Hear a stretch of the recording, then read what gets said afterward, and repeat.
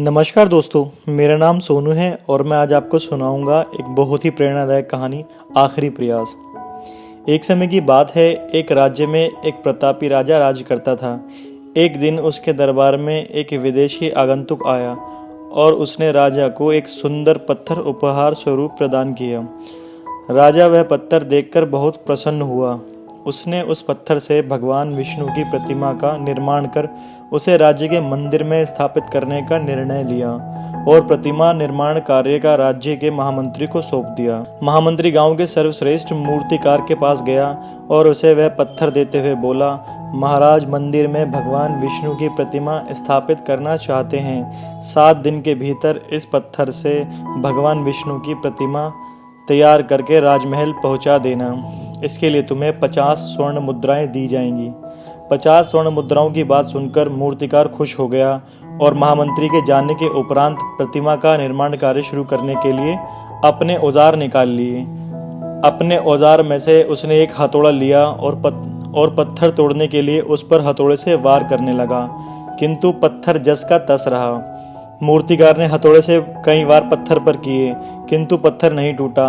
100 बार प्रयास करने के बाद मूर्तिकार ने अंतिम बार प्रयास करने के लिए हथौड़ा उठाया, किंतु यह सोचकर हथौड़ा चलाने से पहले ही उसने अपना हाथ खींच लिया कि जब 100 बार वार करने से पत्थर नहीं टूटा तो अब क्या टूटेगा। वह पत्थर लेकर वापस महामंत्री के पास गया और उसे यह कहकर वापस कर आया कि इस पत्थर को तोड़ना नामुमकिन है, इसलिए इससे भगवान विष्णु की प्रतिमा नहीं बन सकती।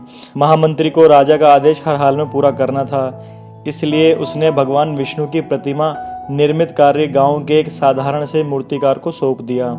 पत्थर लेकर मूर्तिकार ने महामंत्री के सामने ही उस पर हथौड़े से वार किया और वह पत्थर एक ही बार में टूट गया। पत्थर टूटने के बाद मूर्तिकार प्रतिमा बनाने में जुट गया। इधर महामंत्री सोचने लगा कि काश पहले मूर्तिकार ने एक अंतिम प्रयास और किया होता तो सफल हो गया होता और 50 स्वर्ण मुद्राओं का हकदार बनता। सीख। मित्रों, हम भी अपने जीवन में ऐसी परिस्थितियों से दो चार होते रहते हैं। कई बार किसी काम को करने से पहले या किसी समस्या के सामने आने पर उसे सुलझाए बिना हमारा आत्मविश्वास डगमगा जाता है और हम प्रयास किए बिना ही हार मान लेते हैं, जबकि हो सकता है कि कुछ प्रयास और करने के पर कार्य पूरा हो गया होता यह समस्या का समाधान हो जाता। यदि जीवन में सफलता प्राप्त करनी है तो बार बार असफल होने पर भी हमें तब तक प्रयास करना नहीं छोड़ना चाहिए जब तक सफलता नहीं मिल जाती।